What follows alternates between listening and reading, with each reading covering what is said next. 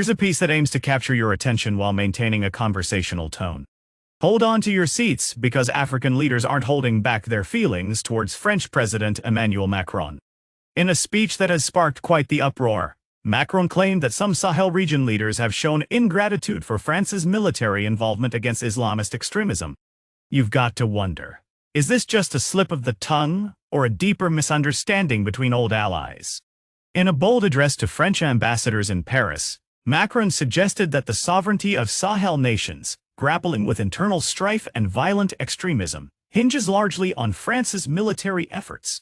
He almost casually brushed off the idea that French forces were kicked out as the region grows more hostile to Paris's dwindling influence. "We had a security relationship," Macron stated. "We've been at it since 2013, fighting terrorism. But someone forgot to say thank you. It doesn't bother me now. It'll come with time," he declared. And just like that, he upped the ante.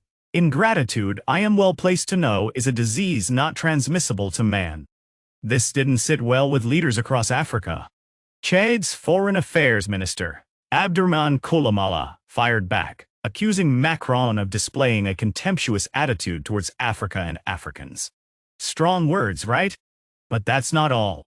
Macron isn't just dealing with criticism. He's also framing France's military exit from countries like Burkina Faso, Niger, and Mali as a result of successive coups, events that have ignited anti-French sentiment across the region. He made it clear, "We exited because of coups d'état.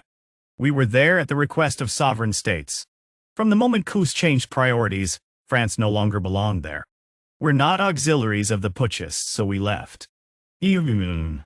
France's footprint in Africa dwindles further as its forces prepare to leave Chad, Ivory Coast, and Senegal, following earlier withdrawals from the Central African Republic in 2022 after a fiercely contested coup. In a sentiment echoing deep-seated frustrations, Chad rebuffed France's claim of being a critical partner. According to Chad's leaders, France has never significantly endowed our army nor contributed meaningfully to its structural development. They claim the French engagement prioritized their own strategic interests, leaving a negligible impact on Chadian development. In November, Chad boldly announced it would end its defense cooperation with France to reclaim its sovereignty. Macron, however, insists France is not a fading power in Africa, but rather reorganizing itself. This stance didn't go down smoothly either. Senegal's Prime Minister Ousmane Sonko swiftly countered, stating Senegal's decision to close all foreign military bases, including French ones, stemmed solely from its will as a free, independent, and sovereign country. This sentiment resonates far beyond official statements. Togolese activist Farida Bemba Nabarima took to social media to lambast Macron's comments, labeling them as revisionism and intellectual dishonesty. She added that such paternalistic rhetoric is rooted in colonial-era racism and still fuels neo-colonialism today. As Macron grapples with backlash, Sahel nations are turning to new allies. Countries like Mali, Niger, and Burkina Faso are cozying up to Russia, signing military partnerships and welcoming Russian military instructors. The shadowy group Wagner is setting up shop in Equatorial Guinea, tasked with safeguarding its authoritarian leader, President Teodoro Obiang, similar to their growing influence in the Central African Republic.